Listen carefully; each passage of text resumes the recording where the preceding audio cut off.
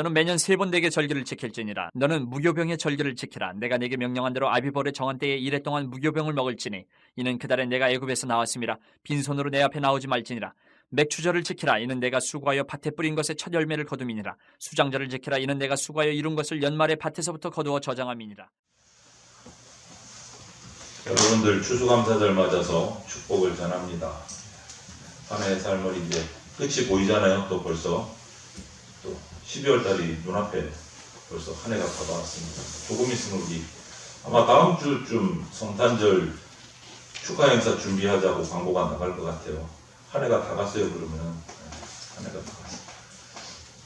그래서 오늘 이 추수감사절 맞으면서 우리의 삶을 감사로 채웁시다 라는 말씀을 가지고 함께 감사의 제목들을 나누려고 합니다.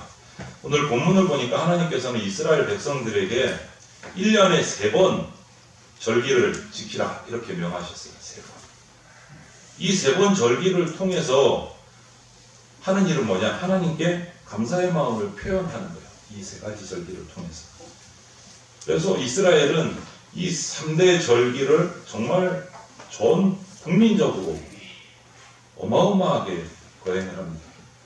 성경 때문에 아니요. 지금도 이스라엘은 이 3대 절기를 전통 유대인들은 구약 방법 그대로 지키고 있습니다. 그 가운데서 우리가 지금 신약이라서 그와 똑같지는 않지만 영적인 의미들을 우리가 뽑아내서 살피면서 우리가 감사하는 삶을 살면 좋겠습니다. 첫 번째 절기가 6월절. 6월절은 다른 이름으로 무교절이라고 부르기도 합니다. 이스라엘에서. 이 절기는 무엇을 기념하느냐 하면 이스라엘 백성이 이집트에서 애굽에서 430년 동안 종살이를 했습니다. 우리가 일제에서 36년 종살이 한 거는 사실 좀 명함을 내밀기도 어려울 정도로 어마어마한 민족이 완전히 사라질 정도의 기간 430년을 종살이를 했어요. 그런데 거기서 해방이 됐습니다. 하나님의 은혜. 그 해방을 지키는 것이 바로 6월절이에요. 우리나라는 이 일제 해방을 또 기념하는 날이 광복절이 있잖아요. 8월 15일. 이스라엘은 6월절이 있습니다. 430년에 애굽에서의 종살이에서 자유를 얻은 날. 이 날을 기념하고 감사하는 날이 6월절입니다.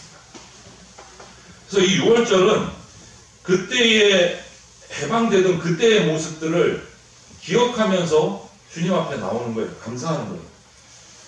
이스라엘 백성들이 살던 집에 문 인방에 어린 양을 잡아서 그 피를 칠을 했어요. 문에 인방과 좌우설주에. 이렇게 한 이유는 뭐냐? 하나님께서 이스라엘 백성을 애굽에서 탈출시키기 위해서 말씀을, 명령을, 작전을 짜신 거예요. 신호. 천사들을 보내서 그 애굽 땅의 모든 처음 난 것, 사람뿐만 아니라 육축까지도 다 내가 죽이겠다. 초태생을 다 죽이겠다. 대신 신혼을 남기게 이스라엘 내 사랑하는 백성들은 어린 양을 잡아서 그 피를 너희 집 문과 문 기둥에 설주에 다 바르고 나가지 말고 그 문 안에 꼭 있어라. 그러면 그 집은 천사들이 그냥 넘어갈 거다. 어린 양의 피가 발려져 있는 집은 그냥 넘어가겠다. 신호를 주신 거예요. 신호를. 그 표시대로 그날 하나님이 약속하신 그날 밤에 애굽 사람들과 애굽 사람의 모든 육축의 첫난 초태생들은 다 죽임을 당하고 통곡 소리가 흘러넘쳤어요. 그런데 그 하나님의 말씀대로 어린 양의 피를 문에 바르고 그 집 안에서 지키고 있었던 이스라엘 백성들의 모든 가족들은 다 살아남았고 그 이후로 자유함을 얻어서 이스라엘 백성들이 애굽에서 해방이 됩니다. 이것을 기념해서 감사하는 날이 6월절이에요. 지금까지 이 6월절을 이스라엘 백성은 3,500년 동안 지켜오고 있어요. 애굽에서 탈출, 해방된 이후로 오늘날까지. 그래서 이 6월절의 뜻이 뭐냐? 한자로 6월절인데 6월이 뭐냐? 넘어간다 라는 뜻이 있어요. 넘어간다. 뭐를 넘어가요? 어린 양의 피를 발라놓은 이스라엘 백성, 하나님의 택한 백성의 집은 천사가 죽이지 않고 넘어간다. 그래서 6월절이에요. 또 다른 절기가 오늘 우리가 맞이하는 추수감사절이에요. 첫 번째는 6월절, 두 번째는 추수감사절. 오늘 본문에는 다른 이름으로 나와요. 수장절 이렇게 나와요. 아까 6월절도 무교절이라고 지키기도 하는데 왜 무교절이냐면 해방 빨리 도망을 나가야 되기 때문에 빵을 만들어서 먹는데 발효시킬 시간이 없는 거예요. 그래서 무교병, 오늘날로 말하면 이스트가 들어가지 않은, 발효되지 않은 그 빵을 만들어서 먹고 나간 거예요. 그래서 무교절이에요. 유교병이 있어요. 무교병이 있고.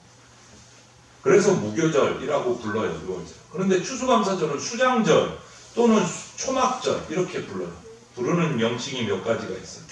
이 추수감사절은 이스라엘 백성이 6월절을 통해서 애굽에서 탈출하고 나서 해방되고 나서 하나님이 주시는 가나안 땅에 들어가기까지 40년의 여정 동안 광야에서 여행했던 그 과정들을 기억하고 돌아보면서 지켜주신 것을 감사하면서 축제를 여는 것이 바로 초막절, 수장절, 추수감사절이에요. 이 40년의 길을 지켜주신 것에 감사하는 거예요. 그래서 이날은 이 이스라엘 백성들이 종려나무 가지 그리고 여러 가지 이 나뭇가지들을 가지고 초막을 만들어요. 초막. 오늘날도 말하면 텐트를 만들어요. 허름하겠죠. 나뭇가지를 주워와서 꺾어서 만드니까 그렇게 좋은 장막은 아닐 겁니다. 허름해요. 나뭇가지로 초막을 만들어요. 왜? 40년의 광야를 지나가면서 이렇게 생활했던 것을 기억하기 위해서 집이 있음에도 불구하고 집 마당에, 집 옥상에 오늘날도 제가 이스라엘을 여행 왔을 때 초막절을 지키는 사진들이 붙어 있는데 호텔이에요. 이스라엘의 큰 호텔인데 외국인들은 호텔에서 지내고 있어. 그런데 초막절이 됐어요. 호텔에서 지내던 이스라엘 백성들은 호텔 마당에 나와서 초막절을 짓고 거기서 지내는 거예요. 호텔에서 안 자고 초막절을 지키기 위해서. 호텔에 접수를 해놓고도 호텔 마당에서 초막을 만들고 거기에서 초막절을 지키는 거예요. 지금은 왜요? 40년의 그 광야 여정을 지켜주신 것을 감사하는 마음, 그것을 잊지 않기 위해서 집이 있음에도 마당에 초막을 짓고 일주일 동안 지켜요. 일주일 동안 초막절 40년을 지켜주신 것. 수많은 적들을 만나고 맹수들을 만나고 전쟁을 하면서도 지지 않고 그 40년을 이겨내고 하나님이 약속하신 가나안 땅에 들어가게 해주신 것을 기억하는 날이 초막절, 추수감사절. 예. 그리고 이때 가을 추수기에 곡식을 거두는 날이에요. 이 초막절의 기간입니다. 그래서 무화과, 포도 여러 가지 추수를 감사하면서 추수감사절로 지키는 거예요. 그리고 세 번째는 맥추절이 있어요. 맥추절. 세 번째 3대 절기. 6월절, 추수감사절, 맥추절. 이 맥추절은 또 여러 가지 이름으로 불리는데 이때는 밀과 보리를 거두는 추수 시기에서 특별히 맥추절이라고 불러요. 이것은 이제 처음 탈출할 때는 6월절을 감사하고 광야 40년을 감사하는 것이 추수감사절, 초막절이고 그리고 가나안 땅에 들어갔습니다. 가나안 땅에 들어가서 처음 농사를 지었어요. 광야에 있을 때는 농사를 못 지었거든요. 계속 옮겨야 되니까. 첫 농사를 지어서 거둔 것이 보리고 밀이었어요. 그것을 감사하는 것이 맥추절이에요. 그리고 초실절이라고 부르기도 해요. 처음 얻은 열매를 감사하는 날. 맥추절, 초실절. 그리고 77절이라고도 불려요. 왜냐하면 날짜를 계산해 보니까 6월절을 지킨 후에 첫 번째 안식일에서 계산해서 7주일이 지나서 그래서 7일, 7주일, 77절 계산하기 편하라고 숫자로 부르기도 해요. 이렇게 해서 세 절기가 6월절, 추수감사절, 맥추절이 전부 다 뭐 하는 날입니까? 감사하는 절이에요. 감사하는 절. 그 3대 절기에 속해 있는 정신이 딱 하나예요. 감사. 하나님을 향해 감사를 표현하는 겁니다. 1년에 이 3번의 절기를 지키면서 살아계신 하나님께 감사를 드리는 거예요. 하나님은 이스라엘 백성들이 하나님께 감사하는 삶을 살기를 원하셨어요. 그래서 가장 중요한 절기들이 많이 있는데도 가장 중요한 이 3대 절기가 전부 다 정신이 뭐라고요? 감사하는 절기예요. 가장 핵심입니다. 조상들에게 베풀어 주신 은혜를 잊지 않고 계속 기억하고 감사하는 것. 그리고 오늘까지 나에게까지 하나님이 은혜 베풀어 주신 것 또 감사하고, 그리고 지금 현재 내가 살고 있는 삶에 대해서 또 감사하고, 과거, 현재, 미래까지 바라보면서 감사하는 거예요. 그래서 오늘 우리가 추수감사절을 맞이하면서 이렇게 감사하라고 하신 하나님의 뜻을 우리가 살펴볼 필요가 있어요. 먼저 하나님 우리에게 어떤 감사를 바라셨느냐? 범사에 감사하라 이러셨어요. 범사가 뭡니까? 그냥 평범한 일에, 일상의 삶 속에서 뭔가 큰 대박이 터져가지고 뭐 이래서 감사하는 게 아니고, 그냥 하루아침에 눈 뜨고 식사하고 내 삶을 살아가고 저녁에 또 같이 들어와서 쉼을 쉴 수 있게 해주신 것, 그 평범한 일상 속의 감사, 범사의 감사. 그래서 데살로니가전서 5장 18절에 보면 이런 말씀이 있어요. 범사에 감사하라. 이것이 그리스도 예수 안에서 너희를 향하신 하나님의 뜻이니라. 뭐라고요? 감사가 하나님의 뜻이다. 하나님의 뜻이다. 일시적으로 그냥 한번 반짝 뭔가 정말 큰 일이 있어서 감사해서 감사하는 게 아니고, 일상의 삶 속에서 감사하라. 그게 하나님의 뜻이다. 어떻게 보면 이해가 안 돼요. 살다 보면 감사할 수 없는 일들이 너무 많잖아요, 여러분. 힘든 일도 많고. 어떤 사회학자가 조사를 해보니까 일생의 80%는 좀 감사할 게 아니고 감사할 건 한 20% 정도 될까 말까 이런데요. 그런데 하나님은 범사에 감사해요. 그럼에도 불구하고 모든 일에 감사하라. 삶 전체가 감사가 지배하도록 하라 명령하셨어요. 다시 말하면 감사 체질이 되라는 거예요. 감사 체질이 되라. 입 벌리면 투덜투덜. 저거 있으면 더 좋겠는데, 이거 있으면 더 좋겠는 게 아니고, 이것만으로도 감사, 저것만으로도 감사. 바꾸라는 거예요. 컵에 물이 반컵 있어요. 반컵밖에 없네. 투덜투덜. 이게 아니고 아직 반이나 남았네. 감사. 체질을 바꾸라는 거예요. 상황은 똑같이. 감사의 체질. 우리가 범사에 감사한다는 거는요, 하나님을 믿는다라는 뜻이에요. 하나님을 믿는다. 비록 오늘 내가 당한 어떤 사건이 감사할 게 아닌 것 같지만, 물이 반잔밖에 남은 것 같지 않지만, 부족하지만 하나님이 그것으로 인해서 또 채우시고 넘치게 주실 것을 믿고 감사하라고 하는 거예요. 그것이 범사의 감사예요. 여러분, 이런 감사를 하게 되면 감사에는요, 인격적인 하나님과의 깊은 교제가 이루어집니다. 감사하면. 모든 일에 감사하는 사람이 하나님과 정말 멋지게 동행하는 삶을 살 수 있어요. 하나님과 동행한다. 이거는 정말 멋진 인생이죠. 백이 든든하잖아요. 하나님 백이. 이렇게 감사하며 사는 삶은 하나님의 뜻대로 살아가는 삶이기 때문에 하나님이 기뻐하시는 삶이에요. 그래서 우리는 감사하는 삶을 살게 되면 하나님의 무궁무진한 축복이 그 감사 속에서 나타납니다.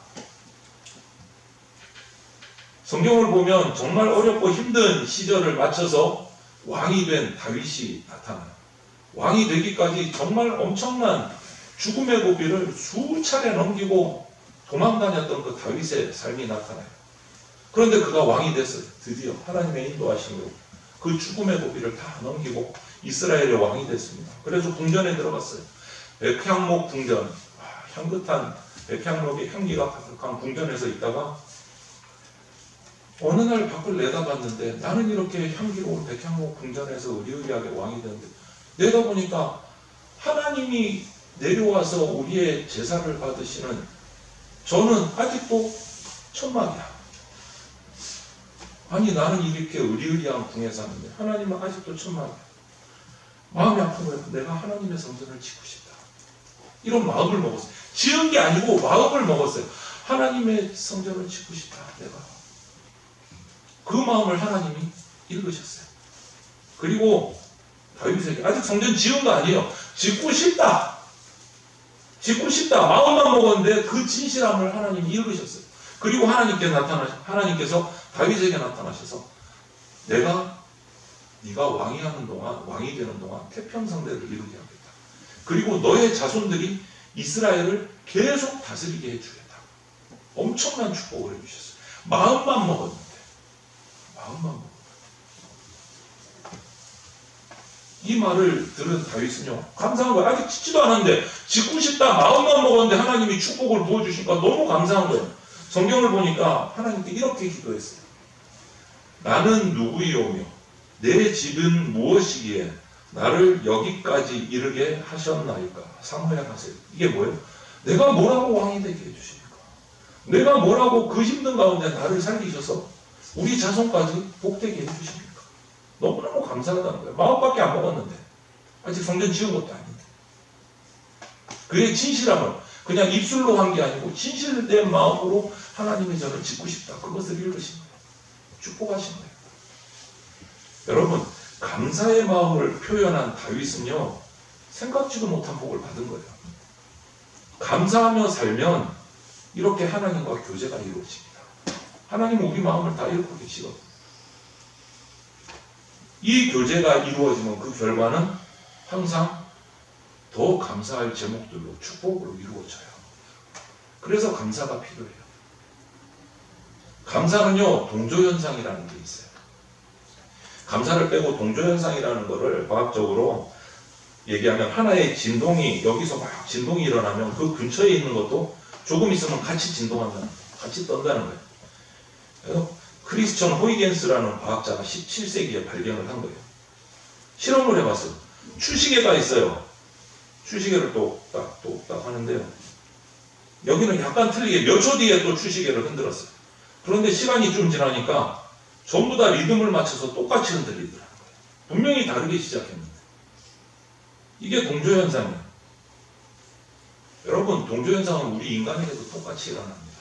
우리 심장과 뇌파가 동조현상이 일어나요. 따로 놀지 않아요. 같이 움직여요. 감사하는 마음을 가지면 우리의 심장도 같이 뛰어요. 같이 감격해요. 동조현상 때문에 우리 인간 사회현상도 일어나요. 우울증을 가지고 있는 사람 방에 들어가서 오래 그 사람과 같이 있으면 우리도 우울해져요. 그런데 감사가 넘치는 사람과 계속 같이 있으면 우리도 감사가 넘치게 돼요. 그게 동조현상이에요. 사회적인 동조현상. 이런 현상 때문에 우리 정신과 전공을 한 의사 선생님들은요, 정해져 있대요. 법적으로. 정신과 치료를 하다가 일정 시간이 되면 이 정신과 의사가 정신병이 없음에도 무조건 일정 기한이 되면 다른 정신과 의사에게 가서 자기 상태를 점검을 받아야 된대요. 그게 법적으로 정해져 있어요. 왜냐? 이 동조현상 때문에 정신과 의사는 날마다 그런 사람들, 병자들을 만나서 상담하고 하다 보면 자기도 거기에 동조가 돼버리는 경우. 그래서 일정 기간이 되면 다른 정신과 의사에게 가서 진단을 받아야 돼요. 정신과 의사. 이게 동조현상이에요. 감사가 넘치는 공동체에 들어가면요, 자신도 모르게 감사가 넘치는 행복한 삶을 살아요. 그런데 부정적인 모임에 들어가면 남을 흉보고 욕하고 막 투덜투덜하는 모임에 들어가 있다 보면 자신도 부정적인 사고를 가질 수밖에 없어요. 그게 동조현상이에요. 감사가 넘치는 삶을 사는 긍정적인 사고를 가진 그런 사람들, 그런 모임, 그런 교회 공동체가 우리 가운데 있어요. 그러면 우리 교회들은 오시는 분들마다 감사하는 성도가 되는 거예요. 긍정적인 마인드를 가지는 거예요. 우리 교회에 들어오시는 분들마다. 그게 감사가 너무너무 중요한 동조현상입니다. 그리고 감사는요, 치료하는 힘이 있어요. 스트레스를 완화시켜주고 건강을 회복시키는데 요새 면역력 그러면 민감하죠. 전부 다 눈이 반짝하잖아요. 면역력을 강화시켜주는데 치료 효과에 감사가 있어요. 실제 많은 그 연구 자료들이 있어요. 예를 들어서 하나를 설명드리면 미국의 자료인데요. 한 출판사의 사장님이면서 베스트셀러 작가인 MJ 라이언이라는 여성분이 있었어요. 그분이 글을 쓴 거예요. 그 사례를 기록을 해놨는데 부유한 가정에서 금수저로 태어난 톰이라는 한 친구가 있었어요. 미국의 인류 경영대학원에서 MBA 학위를 받고 직장에서 정말 높은 자리까지 올라갔어요.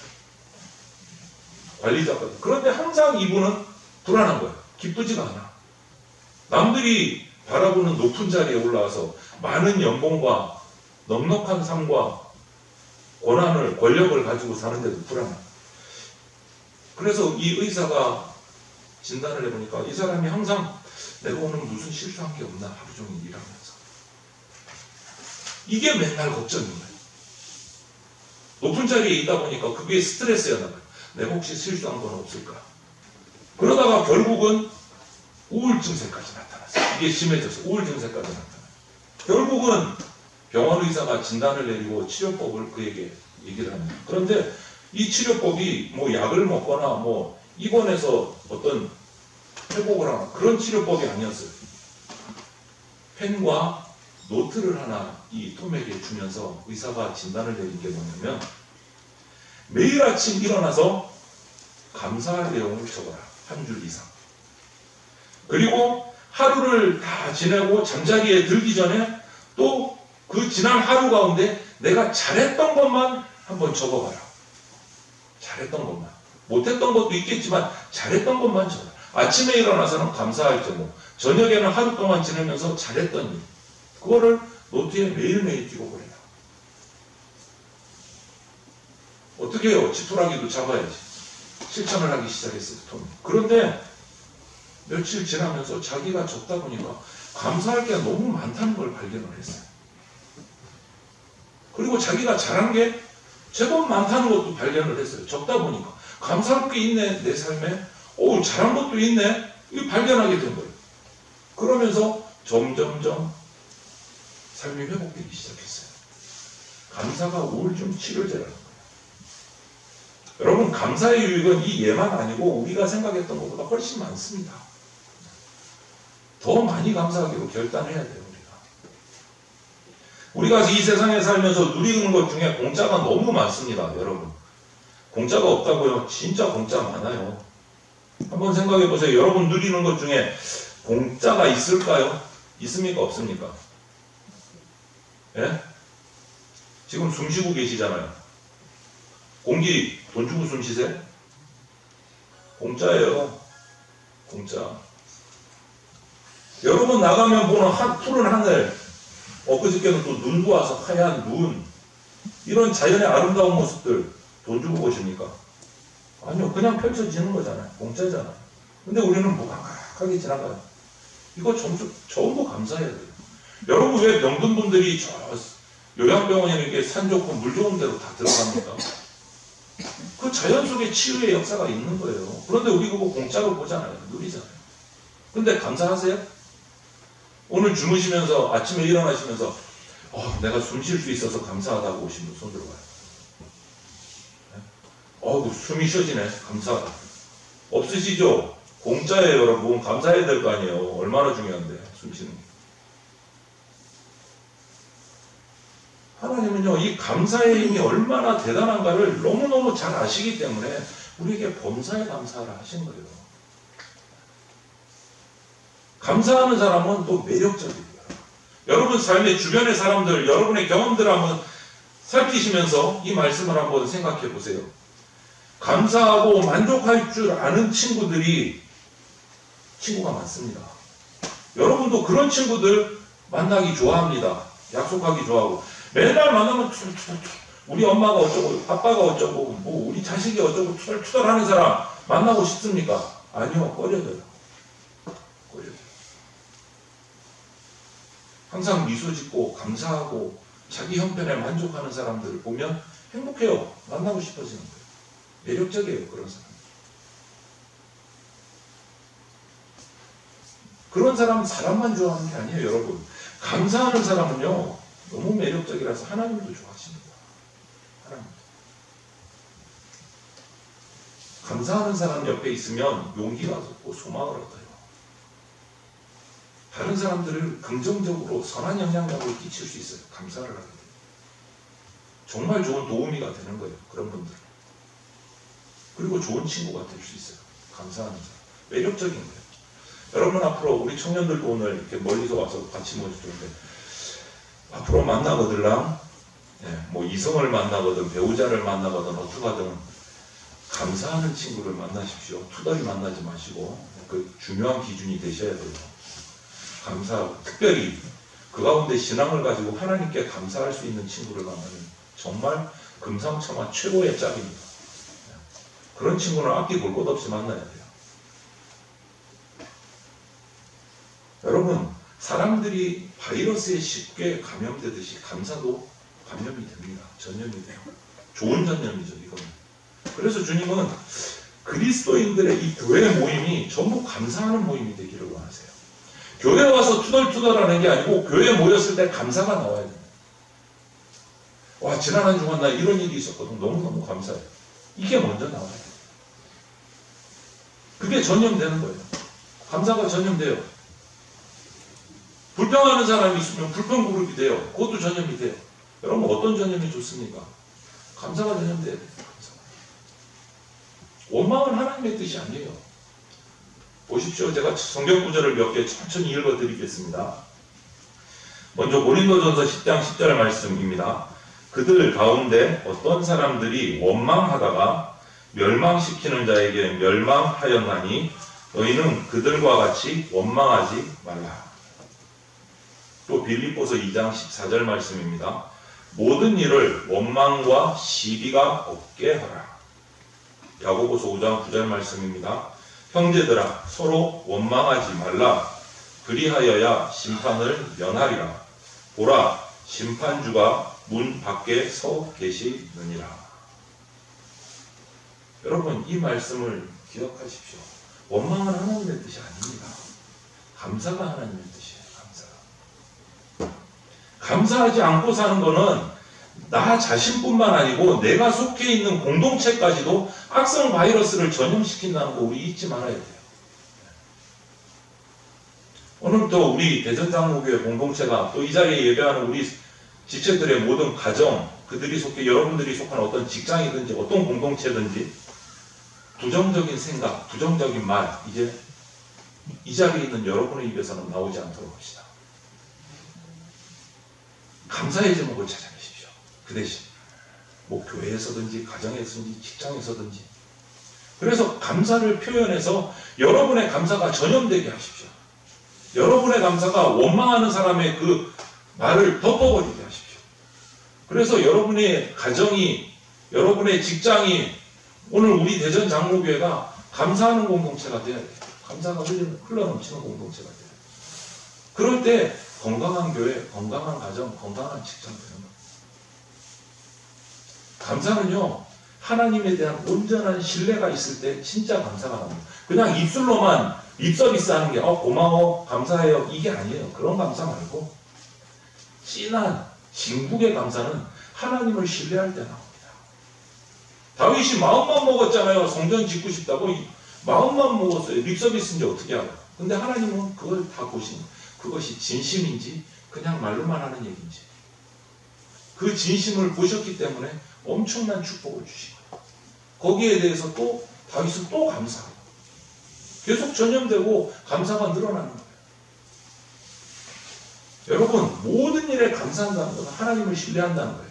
내가 하나님을 믿는다는 거예요. 모든 일이라는 게 뭡니까? 모든 상황 속에서 감사한다는 게 뭡니까? 그 모든 상황에는요, 좋은 일도 있고 기쁜 일도 있지만 슬픈 일도 있고 괴로운 일도 있어요. 그런데 그 상황 속에서도 감사한다는 거예요. 그 상황 속에서. 비록 현재 당한 일이 힘들고 어려워도 하나님을 믿는 겁니다. 하나님의 계획이 있을 것을 믿는 겁니다. 지금 괴롭지만 고난 중에 있지만 하나님이 이것을 나에게 복으로 바꿔주실 거라는 믿음으로 감사하는 겁니다. 그게 진짜 감사예요. 감사할 만해서 감사하는 거는요, 예수님 안 믿는 사람도 다 웬만하면 감사합니다. 감사할 만하니까. 감사할 수 없는 상황이 있는 것 같은데 감사할 수 있는 거는 하나님을 믿을 때 진짜 감사가 나옵니다. 성경에 나오는 요즘 우리 새벽마다 큐티 욥기를 묵상하고 있습니다. 욥의 삶을 살피고 있어요. 감사의 대표적인 인물이에요. 어떤 감사? 도저히 감사할 수 없는데 감사하는 대표적인 인물, 욥이요.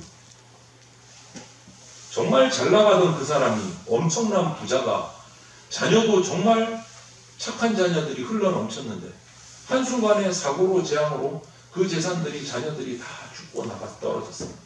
그런데 욥의 이름 입에서 뭐가 나옵니까? 욥기 1장 21절에 이렇게 욥은 얘기합니다. 한순간에 재산이 다 망했어요. 자녀들이 다 죽었어요. 자기는 병들었어요. 그때 욥의 입에서 나온 말씀은 여러분 새겨 들으십시오. 이르되 내가 모태에서 알몸으로 나왔사온즉 또한 알몸이 그리로 돌아가올지라. 주신 이도 여호와시요 거두신 이도 여호와시오니 여호와의 이름이 찬송을 받을지니이다. 재산을 다 잃고 자녀를 다 잃고 자기는 엄청난 몸에 병이 들었는데 그 욥의 입에서 나온 말이 이거예요. 주신 이도 여호와시고 거두어 가신 이도 여호와시고 그래서 나는 하나님 여호와를 찬송합니다. 감사할 수 없을 것 같았을 때 감사한 인물의 성경의 대표적인 인물이 욥이에요. 여러분 감사하면서 사는 사람은 어떤 상황에서도 하나님을 믿습니다. 원망하지 않습니다. 하나님을 인정합니다. 이 모습이 정말 아름다운 예배자의 모습이에요. 그리스도인의 모습이에요.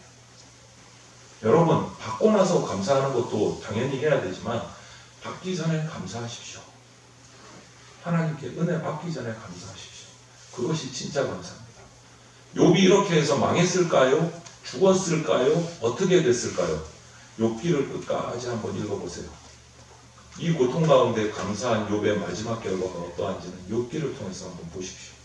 하나님이 그를 어떻게 챙겨주십니까? 그리스도인은요 예배자의 삶을 살아야 합니다. 예배자의 삶, 감사하면서 사는 사람의 삶, 이것은 분리할 수가 없어요. 올바른 예배자는 감사하는 사람입니다. 우리는 그리스도인이에요. 하나님을 예배하는 예배자입니다. 예배하는 자는 감사하는 사람입니다. 잊지 마십시오.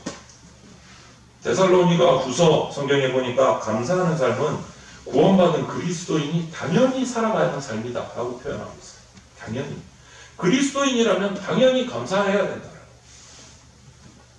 주께서 사랑하시는 형제들아 우리가 항상 너희에 관하여 마땅히 하나님께 감사할 것은 하나님이 처음부터 너희를 택하사 성령의 거룩하게 하심과 진리를 믿음으로 구원을 받게 하심이니. 여러분 우리가 구원받은 자라면 감사하는 사람이에요. 감사해야 돼요. 하나님이 사랑하시는 성도 여러분, 추수감사절을 맞아서 평생을 감사로 채워나가기를 결단하시기를 바랍니다. 그때 저와 여러분이 변합니다. 그리고 내 가정과 이웃이 변화됩니다. 그리고 교회와 나라가 변화됩니다. 오늘 삶을 감사로 채워서 나로부터 시작해서 내 주변의 모든 사람들이 감사하는 삶으로 변화되는 그런 하나님이 기뻐하시는 예배자의 삶을 살아가시길 주님의 이름으로 축원을 드립니다. 아멘. 기도드리겠습니다. 사랑이 많으신 하나님 감사합니다. 2023년 한 해도 이제 어느덧 저물어 갑니다. 우리의 삶을 돌아보건대 굴곡이 있고 여러 가지 어려움도 있고 기쁜 일도 있었지만 이 모든 것이 주님의 작정과 섭리 안에서 선한 열매를 맺을 줄로 믿고 오늘 이 시간 추수감사절에 주님 앞에 감사의 예물을 드렸습니다. 감사의 마음으로 나와 예배하였습니다. 주님 우리의 감사를 받아 주시옵소서. 우리의 감사가 주님의 축복으로 이어질 줄로 믿습니다. 주님께서 역사하심을 믿고 모든 상황 가운데서 모든 일 가운데서 모든 일상의 삶 속에서 감사를 놓치지 않는 우리가 되게 하여 주시옵소서.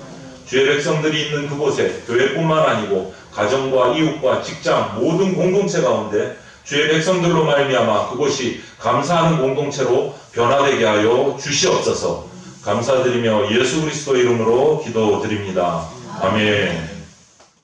주 예수 그리스도의 피 묻은 십자가 은혜와 독생자를 보내주신 하나님 아버지의 그 크신 사랑과 지금 이 순간에도 역사하고 계시는 성령님의 보호 인도하심이 변화무쌍한 인생 가운데서도 주님 주신 은혜를 기억하며 우리의 삶을 감사로 채워서 나와 가정, 이웃과 나라 그리고 교회를 변화시키는 하나님이 기뻐하시는 예배자가 되기로 결단하는 대전장로교회 성도들과 모든 주의 백성들 머리 위에 영원토록 함께 있을지어다. 아멘.